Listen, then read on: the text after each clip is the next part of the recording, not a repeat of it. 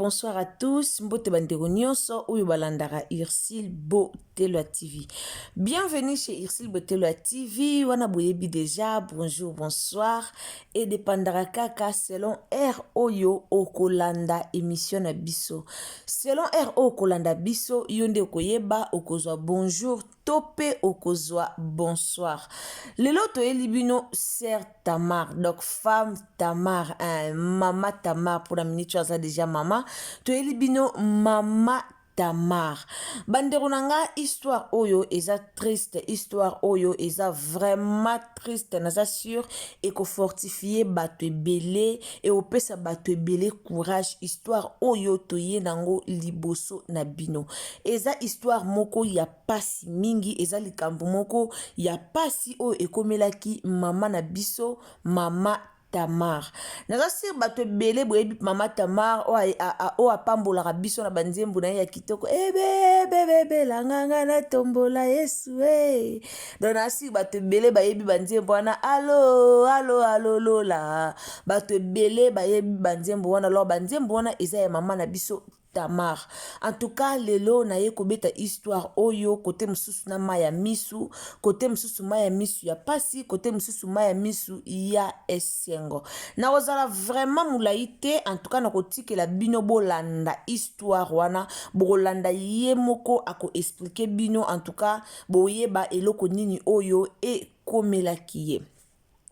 Bandeko nanga wana na pesi mbote na batu nyonso o basutenaka Ursule Botelwa TV, wana pesi mbote na bandeko nyonso o bolandaka nga, wana pesi mbote na batu nyonso o bolandaka biso o bo partageaka ba analyse na biso, oyo bo emaka ba analyse na biso, oyo bo komantaka maloba ya malamu, tope oyo vraiment bo sabonaka. Yango na lobaka toujours soki ezali mbala na yo ya liboso otombe na Ursule Botelwa TV. Donc si c'est la première fois au visiter chaîne Nabiso, ndeko nanga au s'abonner, au commenter, au liker, au partager. Tolingara ba abonnement na bino po yangonde epesaka biso force ya koyaka liboso na bino, yangonde epesaka biso makasi ya kolukaka ba analyse ya bien, ya kolukelaka bino ba vérité, ya kolukelaka bino ba makambo ya bien poto yaka nango liboso na bino. Alors ba partage na bino yangonde esalaka makasi ya chaîne na biso. Tant que lobaka partager pour ba partage na bino et ça la vraiment makasi ya chaîne na biso. Bande onanga ndeti ba masolo ya boy tango landi yango vouloir ou pas il faut au partager kaka. Tango yo partager ba ke soki pa na yo omoni esungi nango yote mais tango zo partager yeba ke okusunga ndeko moko boye oyo azana pose ya lisungi okusunga ndeko moko boye peut-être o azaki na ba problème okusunga ndeko moko boye peut-être o alinga ka yeba vérité na likambo moko songolo. Maintenant tango kaka yo o partager ba émission na biso yeba ke okusunga directement mutu oyo aza na besoin ya lisungi. Mama Tamar aza otoyebi biso nyonso aza servante de Dieu o ase la nzambe vraiment na bobangi pe na bokebi nyonso. Aza kamalamu aza na ye mukolo te nde ba misubo mona aza mukolo aza kana ye vraiment mukolo te aza na ye jeune mama aza na ye o ase respectaka mingi. Bande onanga soki na lobina betela bino problème wana ngai moko peut-être boko comprendre ngate alors na otie la bino yemoko boko yoka voix na yemoko comme ça bo juger yemoko po soki na lobi ngana loba boyo loba te ici okosi bwe alors na otie la bino femme Tamar yemoko boko yoka na munoko na yemoko. Voilà na pesi merci na bato obo soutenir la chaîne na biso ekende liboso merci esika yonso bozali nzamba lola a mona bino nzamba lola asala bino bolamu kaka lolenge bino bokanisaka Ursule Botelwa TV kaka lolenge bino bo soutenir la chaîne na biso po ekende liboso en tout cas libondeli na biso ezala kaka ke nzambe o to bondelaka asala bino bolamu nzambe fo apambola bino nzambe fo agarda bino toujours en vie yo o kotaka na chaîne Ursule Botelwa TV yo o partage ba émission Ursule Botelwa TV yo o partage pour que bandeko ba s'abonner vraiment nzamba lola a zala na yo nzamba lola a protéger yo nzamba lola a pambola misala na yo e kende liboso. Pourquoi nzamba pambola musano ekende liboso po soki nzamba pamboli yo na mbongo ebele oko soutenir misala na biso kotala o botala biso ezaka meilleure façon ya ko soutenir chaîne na biso tango tali tango tie commentaire tango tie j'aime tango partager eza déjà meilleure façon ya ko soutenir chaîne na biso alors toza na droit wana ya ko bondelaka nzambe na biso a pambola rabino a bomba rabino azalaka vraiment elongo na bino.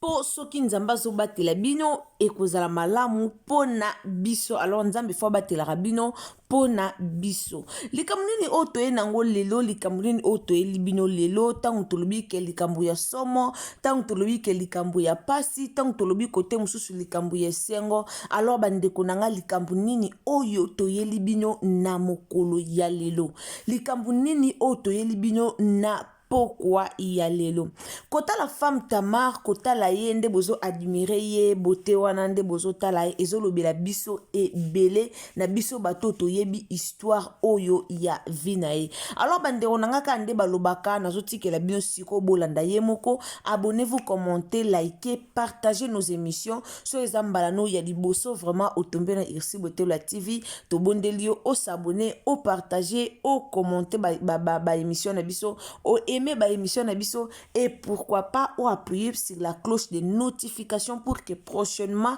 tant que tu ba analyse na biso prochainement tant que tu ba émission na biso ekomela yo directement et si ka nyonso oyo okozala alors bandeko nanga serrez vos ceintures bato balelaka kolelate bato ba mataka na titi de prière na sir que tant nazotia femme Tamar boko mata lisusu na prière pour témoignage monene ya témoignage oyo non nzamba malamu nzamba malamu esalinga ba chair de poule e amala nzamba za malamu po e bakisi lisuko ndima nanga e ana bato belo baza désespéré e ana bato belo balobaki ke janvier nder moko atali janvier nder moko tokomi décembre nder moko kaka rien donc eloko moko ezo changer zate mais nzambo asaleli femme Tamar nzambo asaleli ye pendant 8 ans bande onanga tolanda femme Tamar eza malamu mingi alors tia ba j'aime na vidéo partager ba vidéo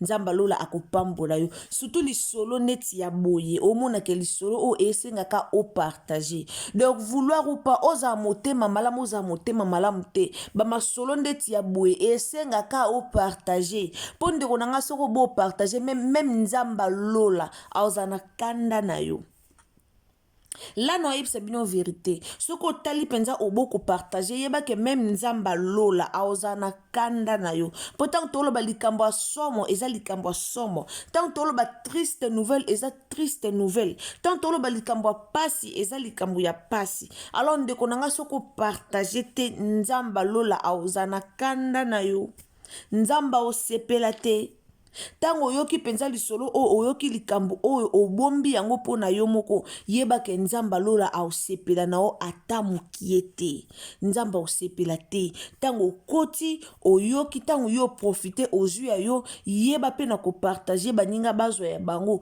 partager na Facebook partager na WhatsApp partager na Messenger, partager partout au monique na partager pour que comme la batuba landa, batuba bénéficier na oyo yo o bénéficier, batuba yo ka témoignage oyo yo ki batumsuba yo kango. Alors partager na ba réseaux sociaux nyonso o salelaka, partager na ba commentaires, partager partout.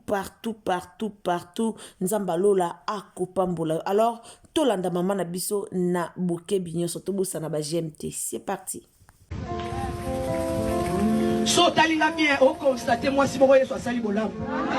Mais na mikolo eleki c'était condamné par le médecin. Alléluia. So baloba ke maman o examen suko bota soute. Na raisonner ba 8 ans nanga. Oui bien à 16 ans. Âge-moi troublé. Ce qu'on a raisonné par 16 ans nangai. Dodo kamba so consacré na mosakoli na 16. Ce qu'on a comme na mo 23 ans na ndako liban. Za pa yesala ngolo na bali avant. Une année, 1 an, 2 ans, 3 ans, 4 ans, 5 ans, 6 ans, 7 ans, 8 ans. Les femmes qui sont au foyer savent la douleur de ça. Maïe les sili. Ce qu'on va toujours raisonner. Si nous sommes là, diagnostic à minga balobi, dès qu'on constate sa béance ya col. Ce qui va miloni, va couper kuna libumu. Mais babilo quoi bon, ça les mamingue pas baso ba avorter mingi so ba cheba. Maman ben, maman. Oh chama ben nga mobali moko kana ebi na vita ton. Suko diagnostic wane outil.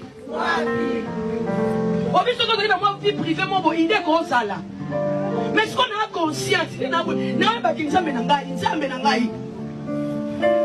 Mobali na ngai atali rapport médical. Abiso na balagonde mais au compliqué na mutu. Na bi c'est problème te. Si ka via au gérer.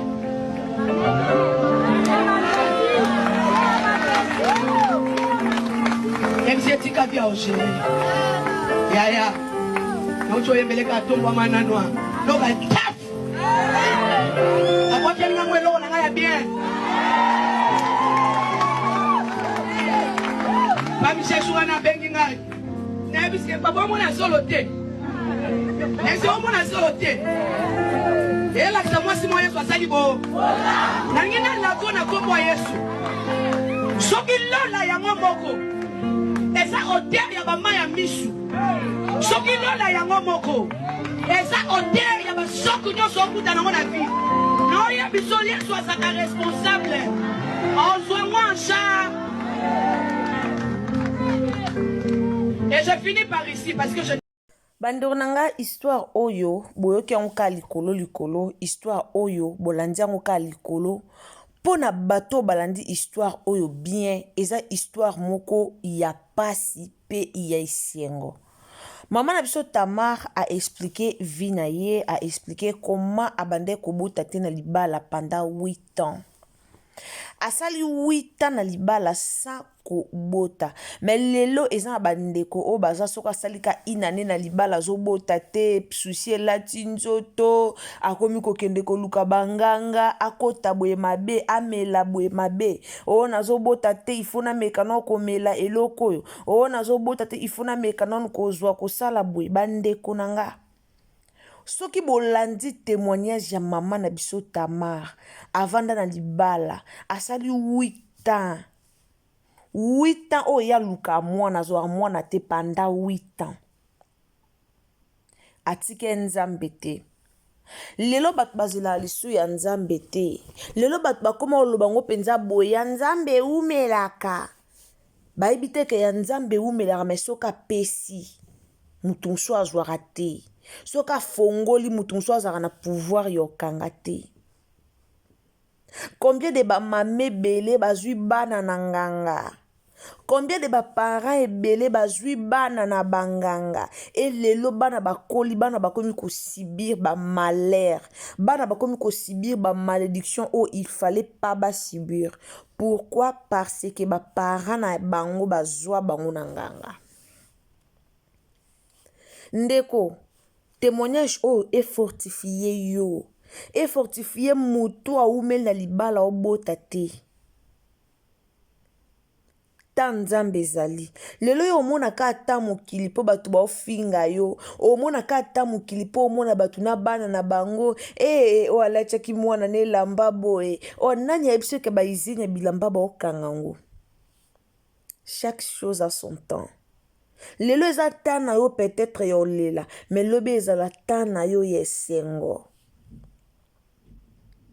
Lobe ezala tana yo yesengo. Mba liboso na mona femme Tamar na misubwe. Na mona ye na Zemi. Na concert a na Cape Town.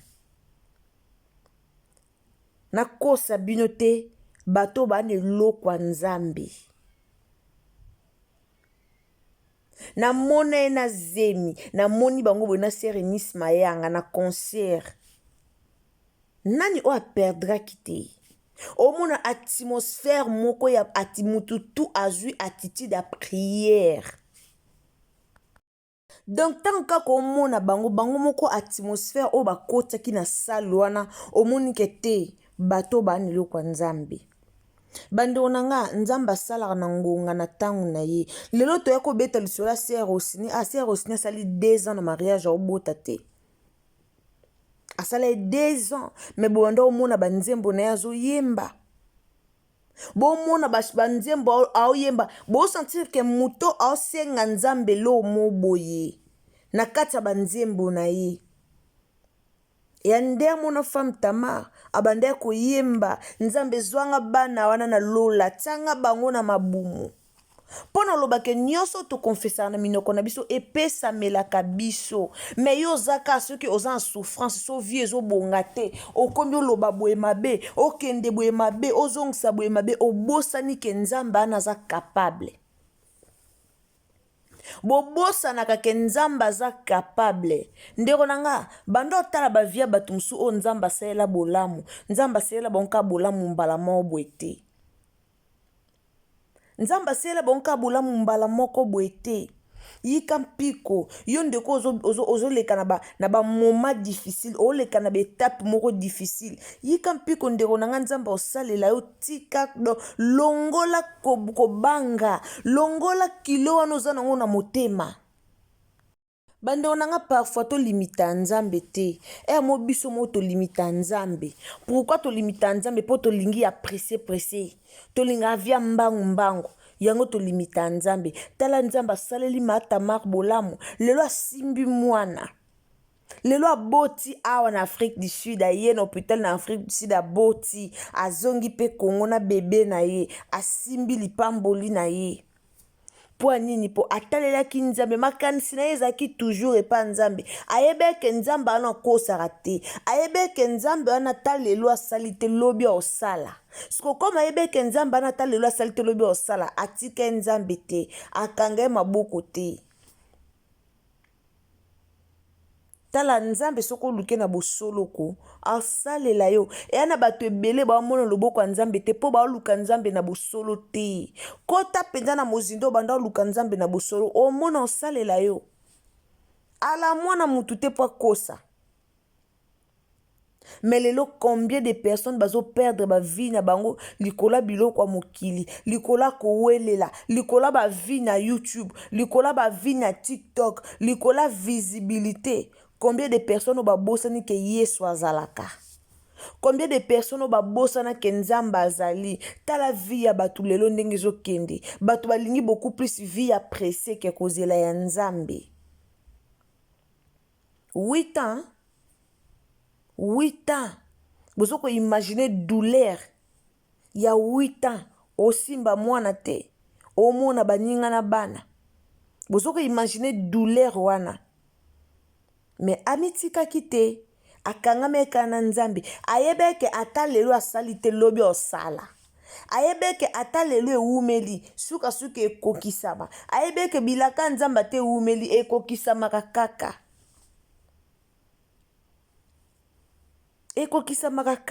en tout cas nzamba pambola yo mama Tamar oza vraiment témoignage pour na bato ebele. Oza témoignage. Donc, autant la vie no boeza témoignage. Mais yo vena libala peut-être osalika ina nozo botate. Obandi ba souci, obandi kolela, obandi kokanga bandoki na vie, okanga bandoki pourquoi? Tama bolongo na selelela nzambe, nzamba opesa même après 2 ans, 3 ans, 4 ans, même après 8 ans. Ngana yebi batu basala ba 10 ans na libala. Après nzamba yo pambula bango. Ndeko nanga, kolela kolela te. Chaque chose a son temps. Kolela te. Na vi na oyebaka ke ta nzambe ezali. So tele na mutu na oke na vi na ta nzambe ezali. Olela pourquoi? Tikela Yesu asa na ndenge na ye.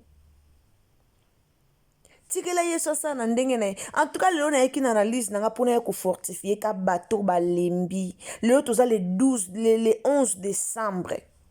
Et na bato ebele na janvier bomona ete ti to comme na décembre omoni te ozela nzamba pesa olipamboli mo bobi nzambe na silisi ane osungi nga te espoir eza sute mais ndeko nanga yeba ke to ana le 12 to ana le 13 to ana le 14 to ana le 15 donc to tikali na ba jour ezali pour que to clôturer année. Ata so to clôturer ne simbi te yeba ke janvier mo bo ezali février mo bo ezali. Nzamba bosa na kate. Bilaka nzambe eko kisamaka.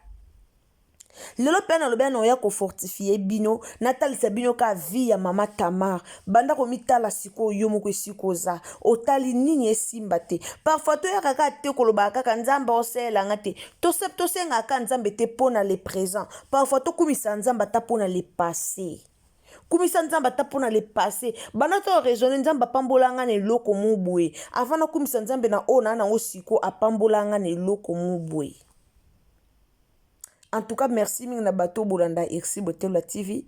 Merci na bato o bolandi nga eti na suka nzamba lola apambola bino. Alors yo mutu ozaki na kondime se sila ki yo zongsa kondima na yo yeba ke tozana le 11 année ezananu yo emso moni année sili mais yeba ke année ezananu poto tikali nanu na quelques jours pour que to clôturer année. Alors nzamba anaza capable pe o salela yo le 31 na 23h50 au moins to tikali kana na 10 minutes tokoma le premier nzambe pasale li obolamu oyo okana kite. Alors merci mingi na bandeko nyonso obolandaka RC Botelo TV ndeko nanga ba émission boyeza émission moko ko partager yango ko bomba yango pona yo moko te partager na bandeko msusu pour que esunga ndeko oyo azanango dans les besoins. Alors abonnez-vous, commentez, likez, partagez nos émissions nzamba lola akopambola bino soko kutani na libaku na biso lelo en tout cas kobosana te ko s'abonner. Bisous, bye.